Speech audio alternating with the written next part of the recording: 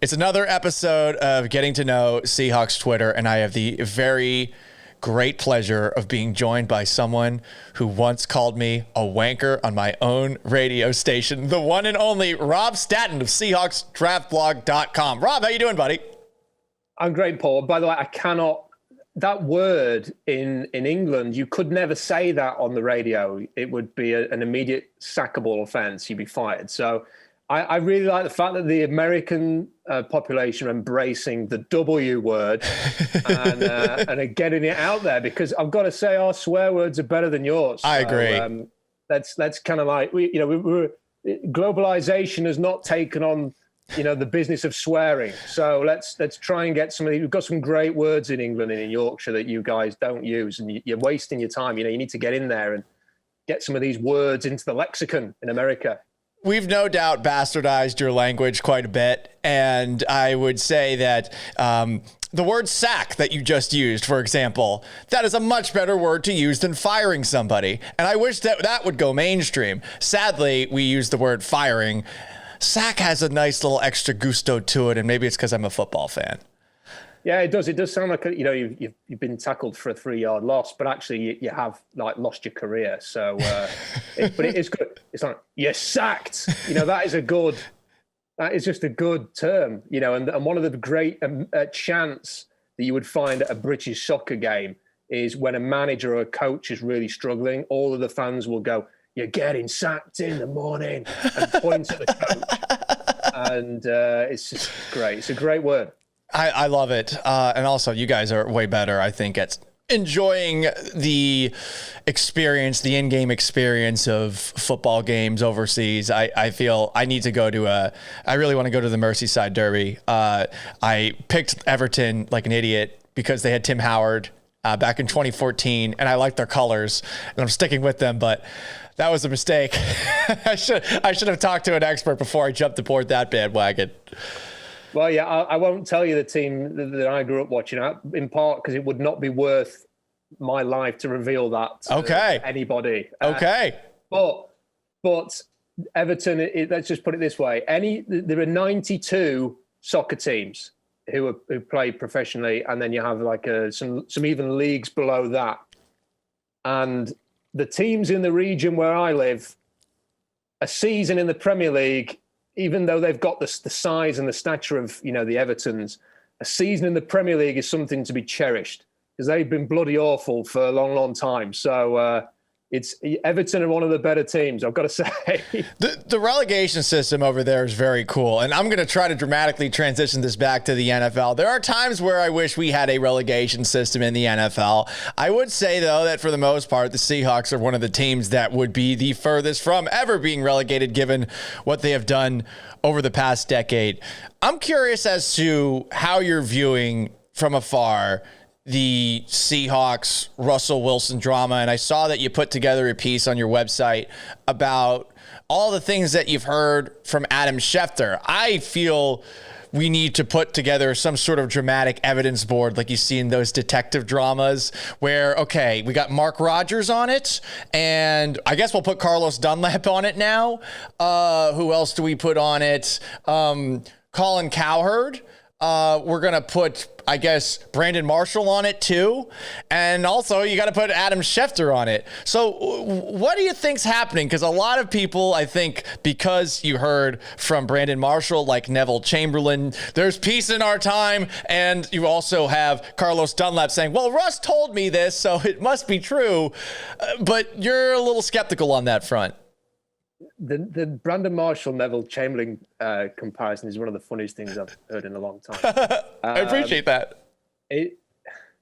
It's a really difficult situation, I think, to get a grasp of, because on the one hand, as soon as the whole, it was revealed that the Bears thing wasn't happening, that there was no deal to be done there, and that you kind of thought, well, that must be it. Where does it go from here? But then immediately Adam Schefter was not on one morning on ESPN saying that there's still he was on 3 days in a row saying that there was still a chance that this could happen. Then he kind of had a week off, and then he came back and said it again. And Adam Schefter is, if it was just a random so-and-so, Paul, saying this, or even a lesser national journalist, let's say, I think I'd sort of just dismiss it and not think of anything. But Adam Schefter is just, he is one of the best sports journalists in the world. I mean, not just covering the NFL, he has very few peers.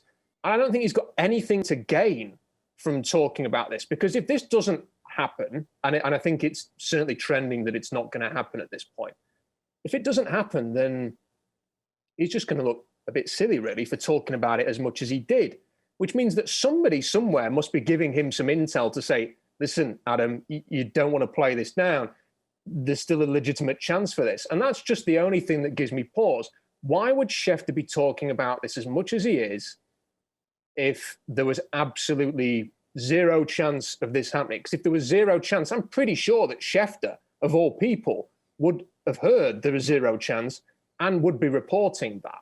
And people often say, well, it's about clickbait, it's about drawing attention to ESPN, but Adam Schefter's not hosting Pro Football Talk twice a day for an hour or two with Chris Sims and needing topics to talk about. He doesn't have a radio show like Colin Coward, who needs topics to talk about. Think of the many weeks of the year, Paul, where Adam Schefter's not on ESPN talking about franchise quarterbacks potentially being traded. So if he didn't have any news, he wouldn't talk about it. I'm pretty sure a couple of days ago he had more than enough on his plate with Deshaun Watson, Aaron Rodgers flirting with the idea of hosting Jeopardy full time, and the Niners trading up to number 3, to not have to shoehorn some more Russell Wilson talk in there. So I kind of, my prediction, if you said, Rob, you've got to put £10 on what's going to happen here, my £10 would go on Russell Wilson playing for the Seahawks in 2021. I'd put £100 on it, frankly. I think what I would pass from this is that it's not 100% that will happen. And it would suggest that maybe in 12 months we'll be having this same conversation. And that would be the worst for me, because I got to do this every single day for 3 hours, then 1 hour by myself. I'm getting tired of it. And there's a part of me, Rob, where I look at this whole situation, and I've said this a bunch of times. Okay, if he's not happy, how's he actually going to get himself out of town? Because if I'm the Seahawks, I'm thinking to myself, these are my options. And I know that these have been floated out. I think it was the New York Daily News that had a piece that Pete Carroll had once expressed interest in Sam Darnold. I think he was just being nice talking about Sam Darnold before a Jets game. Teddy Bridgewater, maybe that's a backup option. I'm thinking all these options stink. I mean, there's no good option in the short term. And unless they're getting like the first overall pick and there's a quarterback like Trevor Lawrence that they're going to get, I just don't see why they would make the trade no matter how unhappy Russell Wilson is.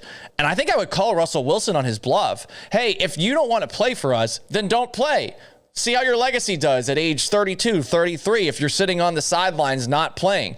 I know that Carson Palmer went about things that way, but I think that we're talking about Carson Palmer and Russell Wilson. They're totally different playing fields. Russ, I think, has accomplished way more than Palmer, who did have a very successful career despite tearing his ACL and being stuck with the Bengals and then Raiders. But it's different, and that's the only leverage I think that Russ has, and I don't think he's willing to use it. No, I think that he has clearly got some issues with the Seahawks. I think that you just have to listen to the people who have got connections to either Mark Rodgers or Russell Wilson to piece things together, that he kind of has an issue with the vision that maybe Pete Carroll has of how the offense should operate, maybe team building. He's seen some poor drafting, some decision-making in free agency that he's not happy with. He looks at Tom Brady and sees Rob Gronkowski there and Antonio Brown there, and they were not Bruce Arians signings, they were Tom Brady signings, and he probably thinks, I want a bit of that. And also, it's about timing. I mean, Russ is essentially having a midlife crisis at the age of 32. Exactly. He's looking at this like, well, I've won one Super Bowl. When I won that one Super Bowl in my second season, I'm dreaming of winning 6 of the things or 7 of the things. And I'm 32 now. Well, we've still won only one. And, you know, he's looking and he's probably feeling his own mortality to an extent, because while he may want to play till 45, if it is a reasonable chance he may only get to play to the age Philip Rivers played, which is 39. That's 6-7 years away. So if he wants to win multiple titles, he's got to get a shift on here. And maybe a Bears will let him do what he wants, and they'll sign who he wants, and they'll play how he wants. And it's Nagy there is an Andy Reid disciple, and they'll play the Chiefs offense. I don't know. He's probably looking at all of those things. I don't think he's desperate to get out of Seattle. I just think he wants the Seahawks to listen to him a little bit more, make different decisions, and all be sort of moving in the right direction. The problem is that I kind of get the sense now that we're in this position whereby you're right. There was no realistic chance. I mean, if the trade with the Bears, you're not going to get probably one of the top quarterbacks. Right. I don't think the Seahawks would be that against, by the way, being in the top 10. And if Justin Fields was there and Trey Lance, I don't think they'd be totally opposed to going in that kind of direction. But the Bears were never going to get them there. And neither were the Raiders and neither were the Saints. The Cowboys were the only ones potentially who could do that. So it wasn't realistic. He's not going to go to the Jets because they're an absolute shambles. He's not like the Dolphins. They've got two random blokes as their offensive coordinators, as if they just asked me and you to do it there, Paul. They've been going through them like quick. I mean, there's the Eagles have got a nervous wreck of a head coach, can't even get to a press conference to start. Sirianni. So I'm not sure that they're the kind of teams he wants to go to. And if he's not going to open those lists, then he's not going to go anywhere. The Seahawks need to get some value in this to move on. The ships have not aligned this year. What I really hope doesn't happen, though, is that, okay, the ships haven't aligned this year. Let's see where we are in February next year. Okay, if the ships don't align, is this going to be like another year of this then? Right. I think eventually you kind of have to make a call. Either you're staying or you're going. We can't have this every year. We can't have Mark Rodgers talking to his mates in the media every single year, dragging this up. Definitely creates uncertainty, and luckily it didn't hurt the Seahawks in free agency or anything like that. I feel like we've seen most of the major moves that the Seahawks are going to make, unless there's after post-June cuts or training camp cuts, there's somebody that ends up getting released and they bring in. You have the very difficult task of being someone who simulates mock drafts, and the Seahawks don't have a first-round pick. They don't have a third-round pick. What's it been like just taking a look at who the Seahawks could potentially draft when you know that there's going to be at least 50 guys off the board by the time Seattle picks? Yeah, I think it's not the actual sort of looking at the players and stuff like that is not as bad as you might think to write the draft blog, because ultimately it's still quite interesting to work out who are the top quarterbacks in a draft class. Yes. Who are the best defensive linemen, who is a player who you sort of spot in September and not many people are talking about him. Then by the time you get to April, suddenly he's been talked about as a top 20 pick. There's always those kind of guys to find when you're watching college football. So there's still a lot of intrigue there. The hard part is now when you've kind of done all the research. I've kind of watched probably a couple of hundred players at this point and done notes or grades on them. And I've put a huge board together and I've got my opinions on so many guys. And then you, like you say, you do a mock draft or you do a simulation or something, and you sort of think, oh, he'd be really good in Seattle, or oh, look, that center's gone off it's probably going to go there. And you've got a guy like Quinn Miners. I don't know if you saw him with his belly hanging out at the Senior Bowl. And I interviewed him after the Senior Bowl, and afterwards I just thought, what a guy. Just like you're just the kind of player that you want to root for. And then you sort of starts off in the process, and you think you might be there at 56, and now I think he's going to be a top 40 pick, and I'm thinking, well, if you just had that pick at 23, you might be able to get a shot at him. That's the hard part. And it will be tough, admittedly, on the draft day when there's only that. You wait until 56, and you and I both know they'll get to 56, they'll trade down. Probably. So then you'll be waiting even longer for them to take somebody, and even more players will come off the board. And that's the hard part, because, frankly, there's probably about 50 players I'd love them to draft, as you mentioned, and they're not going to get anywhere near 50 picks. So there we go. Say they don't trade out of that spot. Right now, I would say wide receiver 3 in a supposedly very heavy on wide receiver draft class. You have probably a need at cornerback, given that you just saw Quinton Dunbar sign elsewhere. I don't know how realistic it was that he was going to come back, but unless you want to have two 49er castoffs from last season as your two starting corners, I don't know that's exactly the most confidence building cornerback group to have going into the year with Trey Flowers behind those two. I would say a wide receiver and cornerback. Who do you think could end up falling to Seattle in that spot? It will be potentially available around that range that you really like at both of those positions. Well, it's a really, really good receiver class. Generally, the Seahawks look for players who run a 4.4 or faster. So there are some players that are not going to be in contention. But I think, when you're talking about 56, I think people like De'Ami Brown will be long gone. Kadarius Toney, Rondale Moore could be a player. He's a bit more of a gadget player, though. He's not necessarily that sort of. You can't trust him to get downfield and take those shots. And while Shane Waldron, it might work for him to have a player running across the formation, jet sweeps, a lot of the short stuff. I think Pete Carroll is probably going to insist on somebody who can still get downfield. So I think a more likely candidate in that regard would be someone like D. Eskridge at Western Michigan, who can get downfield. He can do a lot of the motion stuff. He can work in misdirection. He can have him running across the formation. He's a 4-3 runner. He can get downfield. Amazing kick returner. I think D. Eskridge could be a real target. Cade Johnson, another smaller school guy, but he's got a lot of similarities to Tyler Lockett, had a fantastic Senior Bowl. Tylan Wallace can get downfield at Oklahoma State. I think he had 43 contested catches in the last 3 years, which was the most in the football bowl series. You've got someone like Rashad Bateman, who's not the flashiest player, but he moves the chains. Look, the Seahawks were terrible on third down last year.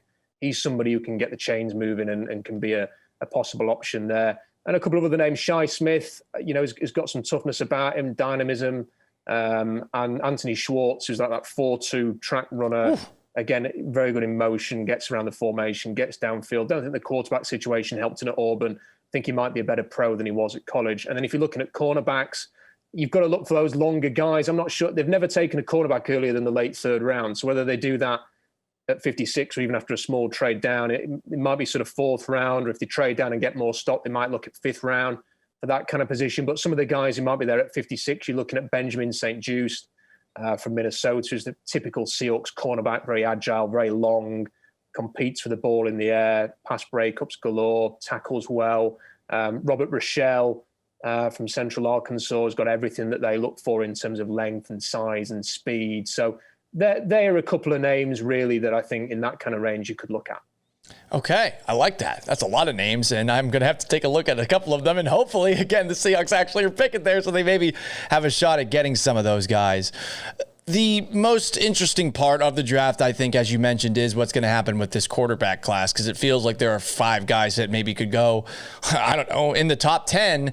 The most recent news that affects the Seahawks is, of course, the Kyle Shanahan and John Lynch saying, you know what, we're gonna go all in. We're going to trade up to that number 3 overall pick. And it seems, at least you heard from Adam Schefter on a radio show somewhere, I forget the name of it, radio show somewhere that I forget the name of, where he said that it's going to be Mac Jones at number 3. And I'm surprised by that, because it feels like, okay, if you're going to keep Jimmy Garoppolo around, of all the quarterbacks of those 5, from the sound of things, he's the one that's the most pro-ready right now. The other ones, outside of Trevor Lawrence maybe, are a little bit more of projects, but Kyle Shanahan likes, of all the quarterbacks, the guy that's got the beer gut. I'm surprised by that. Yeah, he's got the dad bod going on. He's kind of like, I've been calling it the Hass bod, the Matt Hasselbeck bod. He looks like Matt Hasselbeck, but with hair. I think it's an interesting debate, really. I'm not surprised that it's Mac Jones, because I think that what Shanahan is doing is playing a very clever game here. A few years ago, I think it was the Eagles, wasn't it, who kind of went into a new season with a few quarterback options, and Sam Bradford was one of them. Minnesota's lost Teddy Bridgewater, and at the last minute, they just kind of like collapsed like into the corridor. We're going, take our first round pick for Sam Bradford, and all of a sudden, Sam Bradford's there, and the Eagles get a free first round pick. And it probably makes sense for the Niners to sort of act with a bit of bravado here and go, no, we're going to keep him. Actually, we want to keep him, but if you're offering a first-round pick, then we'll move him. And you just wonder, by the draft time, let's say the Patriots can't move up and get a Justin Fields, which is what I think the Patriots will do, actually. I think they'll probably try and move up and get Justin Fields, because that's a good transition from Cam Newton to Fields. I think if they can't trade up, they may think, not for a first-round pick, but for a second maybe, or a third this year and maybe something next year, we'll do that deal. So I think they're keeping their options open with Garoppolo. And look, there's nothing wrong with a bit of competition. Mac Jones is going to be relatively cheap, but I do think it will be Jones.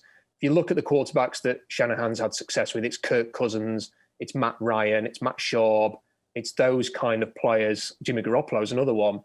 And he doesn't want quarterbacks who play out of structure. He wants to call a play, and you make the read, and you work off the read of the defender. It's either going to this guy or this guy. Just do it. Just do what I say, and we'll move the ball. tried and tested with Shanahan. He's a genius. And Jones will do that better than anybody else. What Justin Fields will do is Russell Wilson. Justin Fields will kind of, I'm not sure, it's not wide open. I'll scramble out a little bit. I'll keep the play alive, and that's not what Shanahan wants. Trey Lance is a bit more pro-ready, I would say. I think he needs time. He's not had experience at North Dakota State. He could be more pro-ready, and he could be an option too. But if they need someone to start in week one, it's Matt Jones, and he's got the character, I think, that could handle starting as a rookie. I don't know if you saw him at the Senior Bowl, but he was giving some lip to Matt Rule, the Carolina coach, and he had a bit of swagger to him, like he was not fazed at all. So I think he's got the mentality needed to start as a rookie. Oh, I like hearing that. I'm intrigued by the way that you described Kyle Shanahan, and I don't disagree. And it is interesting that the NFC West seems to have two coaches that are like that are a bit control freaks. Sean McVay, it feels like, at least reading that article by Lindsey Theory on ESPN, like he is someone that has a difficult time tolerating people that aren't on the same page as him. And you've seen in moments, it feels like whenever Jared Goff's headset was going out, remember that NFC Championship game against the Saints, he looked like a lost little puppy, which is generally not what you want to have in the conference championship game. Somehow they still won. I think New Orleans believes that's the ref's fault.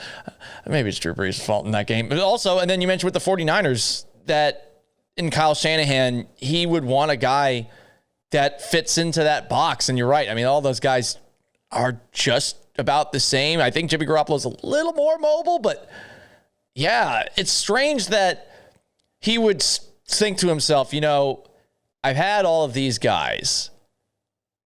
It's worked out pretty well, not great.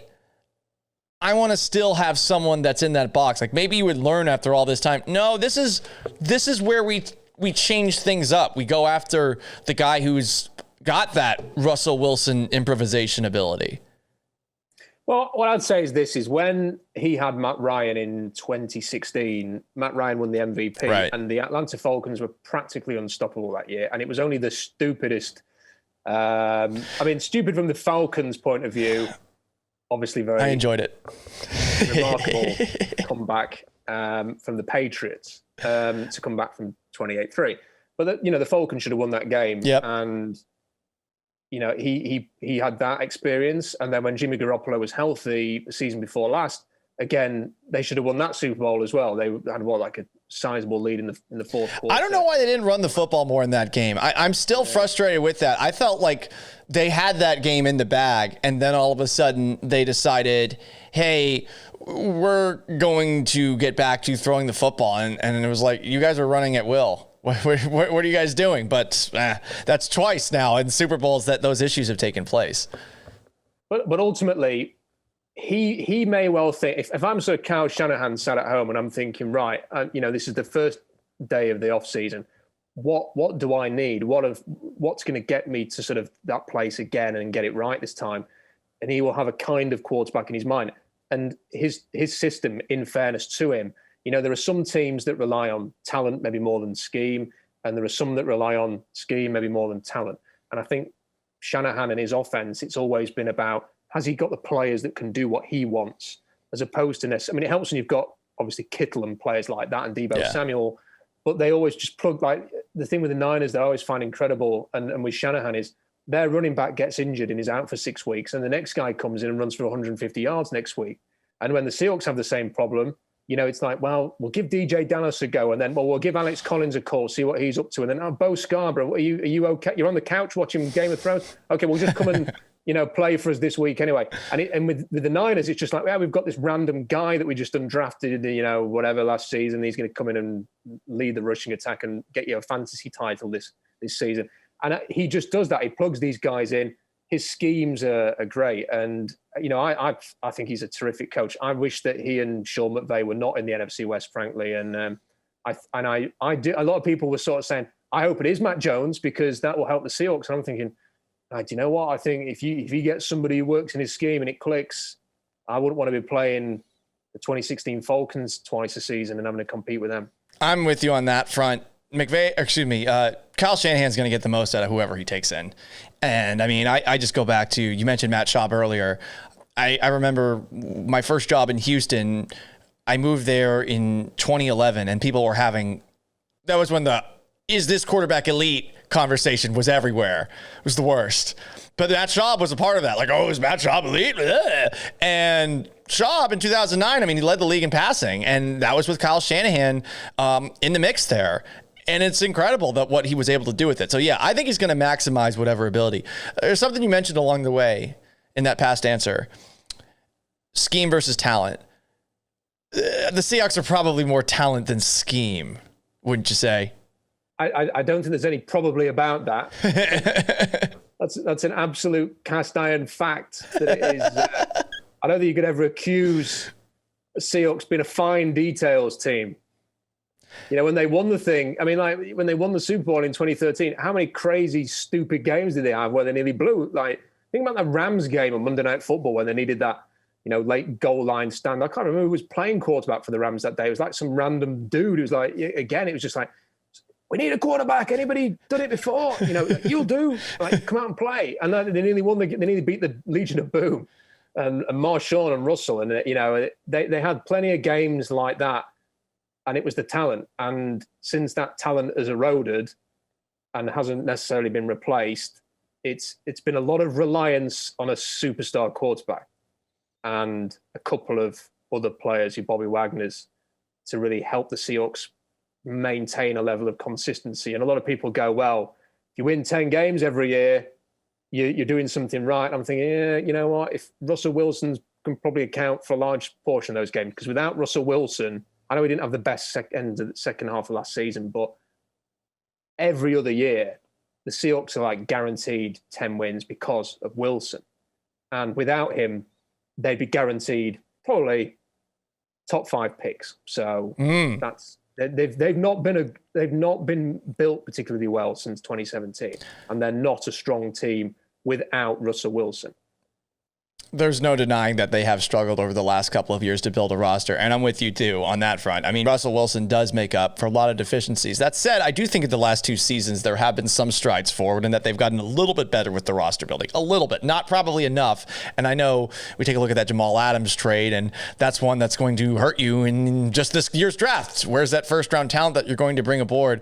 And I know you were on my buddy Joe Fan's podcast, and you said, hey, look, I mean, it's still on the table. If they can't get an extension with Jamal Adams, and if it gets into the, hey, we're paying him $18 to $20 million a year or so, I mean, are you going to look to trade him elsewhere? My big problem with that is I understand the logic. I just feel like you're not going to hit on someone as impactful as Jamal Adams with those 2 picks. You might, but with both of them, I don't know. And I feel like you want to hit on both of those 2 players if you're going to give up Adams, who definitely has some limitations in coverage and is just a weird player. I don't really know that we should classify him almost as a safety. I feel like I don't know if there's a position called rover where he's just kind of all over the front 7 yards of a defense. He's just all over the place there. But then, you know, with no labrum and in coverage against the Rams, I mean, yikes! It was bad. So I wonder what would be the rationale for moving on from a guy that you traded 2 first-round picks for when you're definitely not going to get those draft picks back for him. Apologies in advance. This may be a long-winded answer. Go ahead. I want to hear it. I just think there's so much. I think this is a really interesting topic, actually. And I think there's a lot of points and strands to it. So I think first and foremost, it's about Jamal Adams' fit in Seattle. So Jamal Adams blitzed 98 times last season in the games that he played. And that works out as 8.2 times per game. That is nearly twice as much as the next highest blitzing safety, rover, whatever you want to call him. It was Malcolm Jenkins, who actually played in a similar role. Buda Baker was 3rd. He blitzed 4.6 times a game. So I just want to compare this to what Adams did in New York, where his PFF grade and all of that stuff, coverage, overall grade was far better than it was in Seattle last year. When Adams played 16 games last time for the Jets, which was the season before his final season in New York, he only blitzed 4.3 times a game. So the Seahawks were actually blitzing him twice as much as a man who calls himself Dr. Blitz, Greg Williams, and it is a ridiculous nickname for a ridiculous individual. Yeah. But that's, he dubs himself that because he is the one who blitzes from everywhere, brings pressure from all different angles, going to be incredibly aggressive. He's going to blitz on every down. And still, the Seahawks blitzed Jamal Adams twice as much as Greg Williams did when he was in New York. And that's pretty unheard of for any kind of player, safety or otherwise, in that kind of position to be blitzing that much. And it in part explains the huge sack numbers. The reason why I bring up the scheme side of it, what the Seahawks ended up doing last year is they played something called a bear front. And that was all designed many years ago to get a player like Jamal Adams into a position to try and rush the passer, essentially. That's all that is. And what the Seahawks did to compensate having Adams blitzing 2 times a game was they were sticking Bobby Wagner up in the A-gap all the time. Wagner blitzed 100 times last season. That is, unbelievably, 59 times more. It's more than twice as much than 2018 when he had his best season in Seattle and earned that huge contract extension. So they put Bobby Wagner in the A-gap. You blitz Bobby, sucks all the protection inside. It leaves Jamal Adams on the outside. He comes up to the line of scrimmage. You and I can see it, Paul, on the snap. Jamal's going to blitz here. We can see it. By putting Wagner there as a decoy, you're essentially saying to Jamal Adams, right, you've just got to get to the quarterback before he gets this out. The quarterback knows Adams is coming. He knows there's going to be an opportunity in the secondary because Adams is coming. But he also knows he's getting the pressure from inside and he's going to get it from outside. He's got to get the ball out quickly. If you just do that over and over and over again, it will not be successful. That is what the Seahawks did. In Adams' first 4 sacks last season, look where Wagner is in the A-gap. The last 2 sacks in the A-gap. One of his sacks, Sam Darnold runs out of play and just gives up the play. And Adams is in the vicinity and is credited with a sack. So I'm not sure that all of this for a team that is running a 4-3 under is the right way to go. Seattle blitzing 36% of the time instead of 18% of the time a couple of years ago and having a lower sack percentage. Completely restructured. It's funny how they won't do what Russell Wilson wants on offense, but they completely changed everything that they wanted to do on defense to accommodate Jamal Adams. And I don't think that blitzing him twice as much as they did in New York and sucking Bobby Wagner into the A-gap all the time for 100 blitzers is a good thing. And it shows. Adams was ranked 53rd, according to PFF, on the safety rankings. Not because he's the 53rd best safety, but he might be the 53rd best safety in Seattle. So it's a scheme thing. It's about, is he worth $18 to $20 million? Because, it's one thing to say, we're going to commit 2 firsts and a third to Jamal Adams. It's another to say, okay, we're on reflection. We've seen what he does. We've seen how we use him. We've got an idea of who he is as a person. The minute that you commit 18 to 20, you're paying for him again. So you're saying we're doubling down on this and we're giving him a huge percentage of our salary cap to Jamal Adams. So you better be sure that he's worth 18 to 20 million. For me, that's the kind of money that goes to a left tackle or a pass rusher or, an Aaron Donald, a Myles Garrett, not a Jamal Adams. And it's not because Jamal Adams isn't a great player. It's, again, because I don't think he's worth that money and I don't think he fits. And just a sort of final point on it, Paul, is you mentioned you might not get the players in the draft next year and this year that are as good as Jamal Adams. But here's the thing. You've not got a left tackle next year currently because Dwayne Brown's out of contract and he's nearly 40. You've not got a right tackle, Brandon Shell's out of contract. You ain't got a center, Ethan Posic's out of contract. Your 2 starting cornerbacks right now are both out of contract. Quandre Diggs is out of contract. Gerald Everett's out of contract. You could run through. There are players all over the place who are out of contract. They did it last year too, like that. There are a lot of 1-year contracts. It's very short term. Now, you can't constantly scotch tape a roster together. It'd be very difficult next year, especially if you're paying Jamal Adams 18 to 20 million. You won't have the cap space to go and splash out on a left tackle and a right tackle and 2 cornerbacks and a free safety and all of these things. And if you keep extending these guys, the cap money's just going to come down and down and down. And what you really need to do is draft some guys to try and fill some of these holes. But because you haven't drafted well in 17, 18, 19, 20, you haven't got those guys ready waiting to step up and step into place. There's not really anybody waiting in the wings to take some of those spots. So you've kind of got to say, right, what's best for the Seahawks right now? Not just thinking about 2021, but thinking about 22, 23. Is it Jamal Adams? Or is it potentially 5 players that you can draft in the first 2 or 3 rounds? Plus, with that 18 to 20 million, 2 veterans who are perhaps of the quality of Gabe Jackson, let's say, who's on $9 million.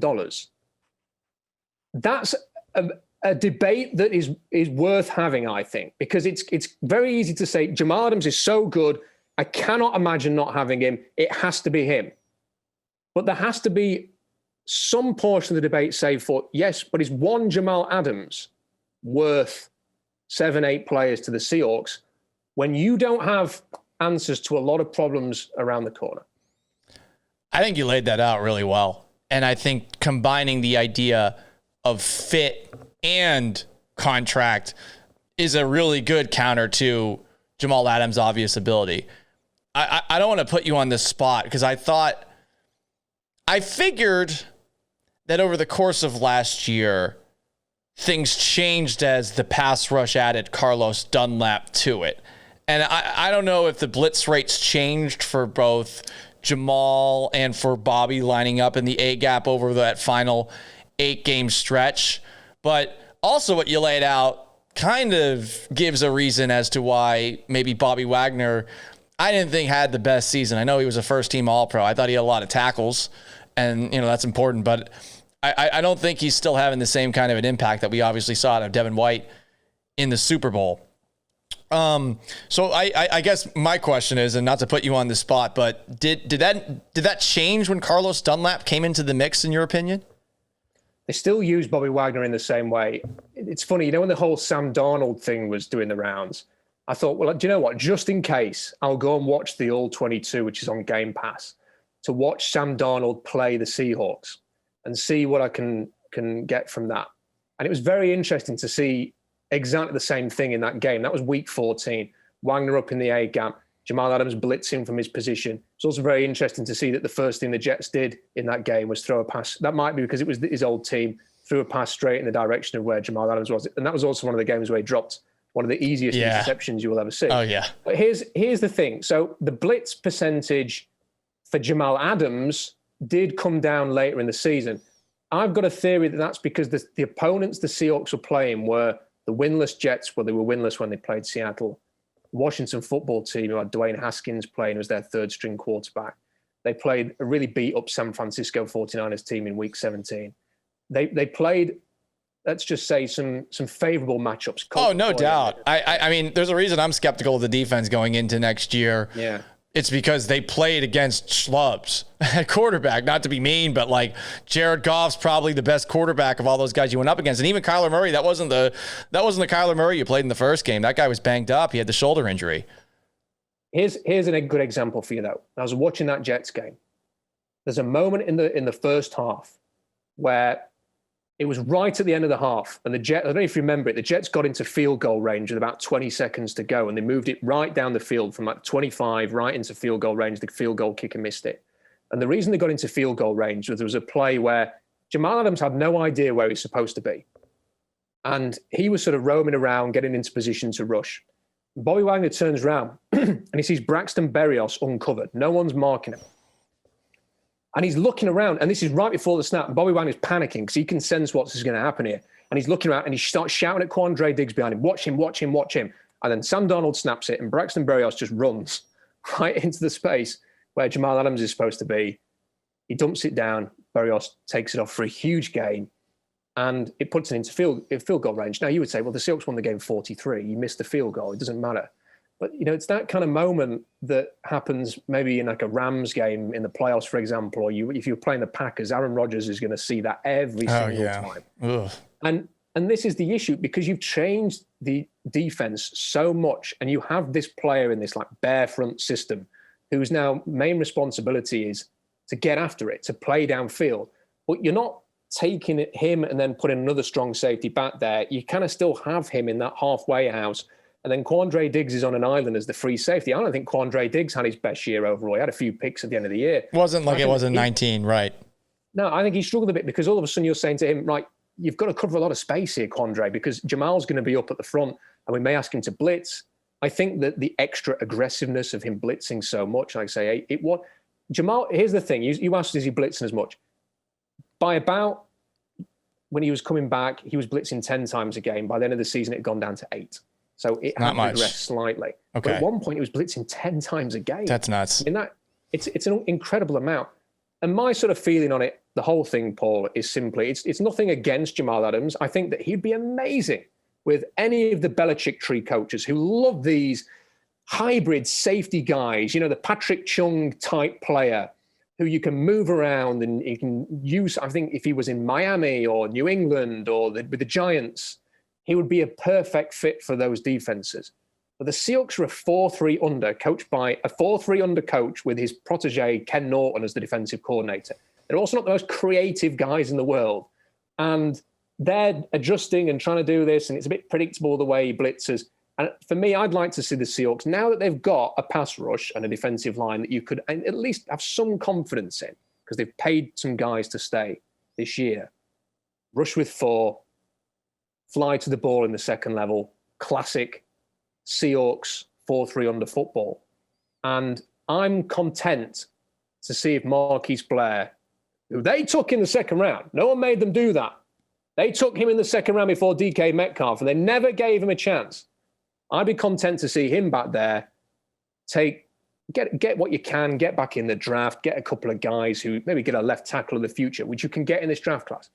Get a center, get a wide receiver 3 who's not just some no disrespect to Freddie Swain, not just a Freddie Swain in the 6th round. I'm talking about somebody you think, he could be a 1 one day. He's just 3 now. He could replace Lockett as the 2 in the future. I would rather go that way and spend a little less on linebacker and safety, which is an obscene amount of resource in linebacker and safety in Seattle. I'd rather transfer some of that to the trenches, which is it's a bit of a football rhetoric cliche. The games are won in the trenches, but I kind of feel, having watched the Giants kick Seattle's arse in the trenches, and then watching the Rams do it in the playoffs, and then watching the Buccaneers win a Super Bowl, mainly because of the way they played in the trenches. It's like, there might be something in that. No disagreement from me on upgrading the trenches. And I like the way that you laid this out, because I think there are some people that are like, oh, Jamal Adams doesn't just bring enough to the table. And I'm always like, well, I mean, you watch him, he's their most impactful defensive player. But if the fit's not there and the scheme is what it is and it's not going to change, then going back to talent versus scheme again. And this is, I think, the last thing we'll get into.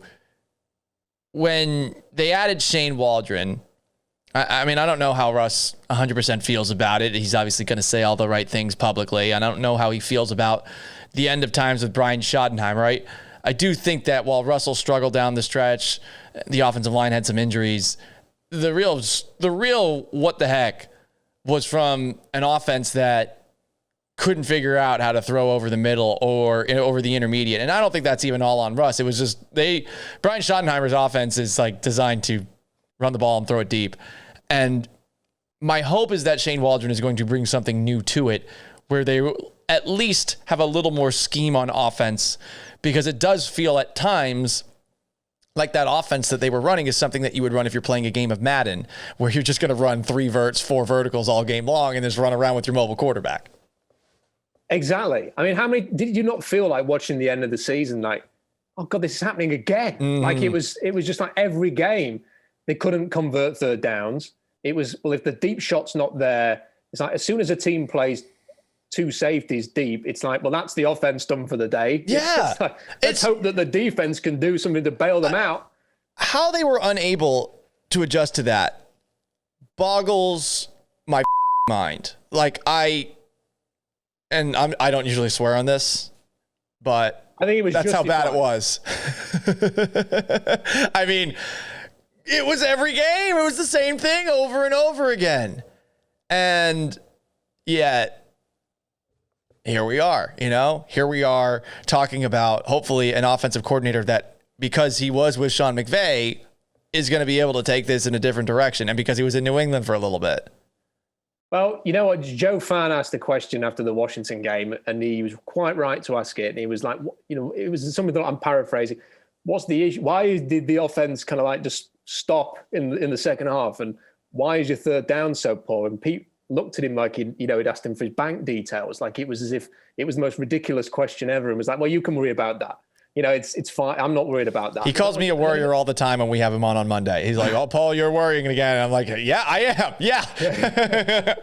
But then at the end of the season, when they've lost to the Rams, it's like, yeah, the offense wasn't very good. And the third down, it's like, yeah, but you just like 3 weeks ago, you were saying, I'm not worrying about that. It's like, maybe you should have worried about it. Or like, listen, if you were worrying about it internally, why didn't something change? And look, I'm really optimistic that Shane Waldron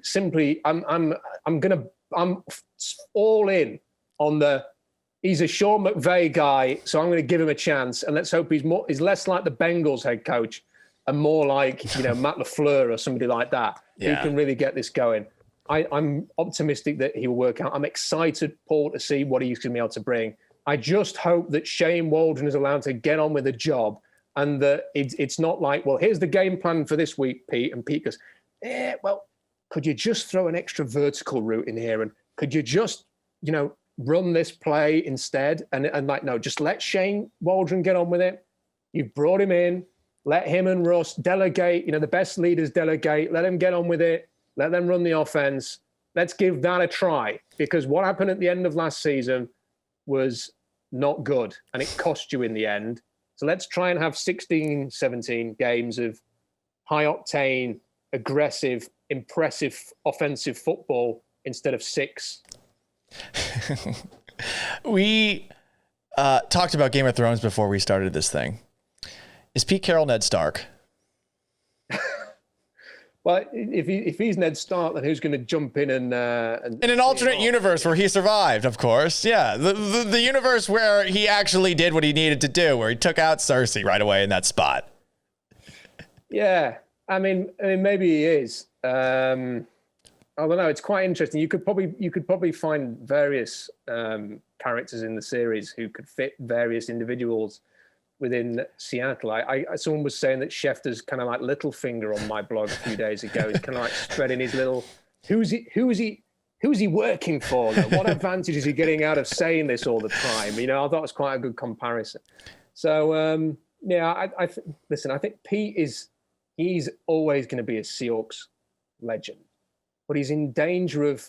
I don't know if you ever have followed English soccer at all, Paul. He's in danger of going down the route of Arsene Wenger, and anybody who knows football in this country will know what I mean, which is you kind of just stay too long, and you're a legend. You change the game forever, which is what Wenger did and what Carroll did, but then ultimately you're constantly staying on to try and get over the line one more time. And then when you actually do go, people are fed up of you and they're like, get out. We want to move in a different direction.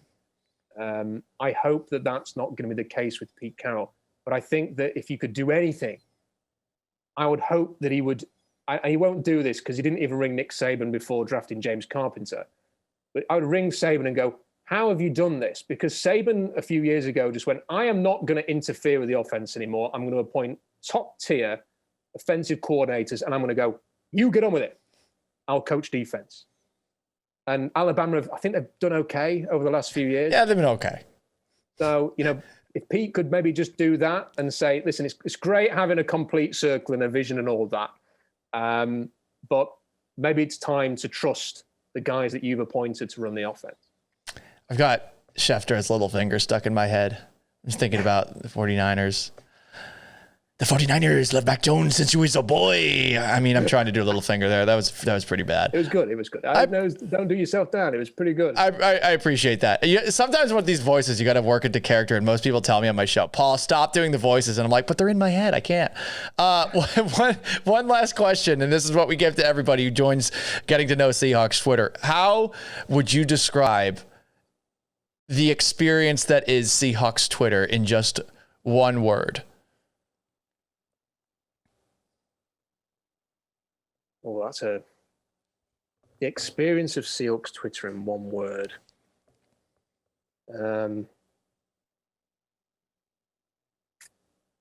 Tribal.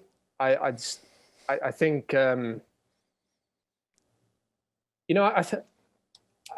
know this. I know. I'm sorry, you only wanted one word, Paul. I think part of the issue with Twitter is it's very easy to write something, isn't it? And I'm as guilty of this as anybody. Write something, fire it out, think later. And whether you're replying to somebody, whether you are tweeting a take, or even reporting something, you're so desperate your thought pops into your brain, and now you've got this machine in your hand and you can just type it out and you send. And and then once you've sent it, if you then sort of regret what you've said 10 minutes later, you can't just go, actually, yeah, about that. That was a poor take. That was a poor tweet. No, you end up sort of defending it until to the very end, don't you? And what he does is, like, everyone picks a team. So you're like, I'm on team Pete Carroll. I'm on team Russell Wilson isn't getting traded. And then sort of like, I'll tweet, well, Adam Schefter said this today. And then like, team Russell's not going anywhere. Like, what are you talking about, Rob? This is crazy. Why are you saying this? You idiot. You're doing this all the time. What you think? I'm thinking, I'm just retweeting that Adam Schefter said this. It's not that I'm saying it's going to happen. It's just, that's what it is. And these things happen. And I think, part of the problem, Paul, is when I started doing Seahawks Draft Blog, it was 2008, and there was no Twitter. There was Seahawk Addicts, which was a blog. There was Field Goals. There was Hawk Blogger. And there was Mike Sando's blog. And that was basically it. And that's where you went and you commented and you talked and you got your news and your stuff like that. But if you're writing a blog post, you have to sit down, you have to think about it, you have to plan it out. I've sat down to write a blog post, and then halfway through it, I've ended up writing something completely different. And my whole idea has completely changed just from the process of actually having to study and research and think about what I'm writing here. There's none of that on Twitter. You just type, send, deal with the blowback, fall out with people that otherwise, my word, the amount of falling out you do on Twitter. And the funny thing is that all of the people that I've blocked on Twitter and all the people who've blocked me, of which there probably are many, we'd probably get on like a house on fire if they came over to England and had a pint. We went on a pub crawl. We'd probably get on great. But because our views on a football team are opposed, we've got to go to war. And that's Twitter in a nutshell. I don't think it's done a great deal for our culture. I mean, it's the same with politics, and everyone picks a team and you go to war on social media. And I kind of sometimes think to myself, what would it be like being a dad when my dad was my age? Oh my gosh. As opposed to being a dad in 2021. And the number of times I am arguing with somebody on Twitter about Russell Wilson or a bad pass rush, and my child's going, Dad, what do you think about this? I'm going, just a minute. That's not right. Not right. But it is the way we are, isn't it? It is. We have this weird virtual world, and we are all so addicted to it, and we're never getting out of it.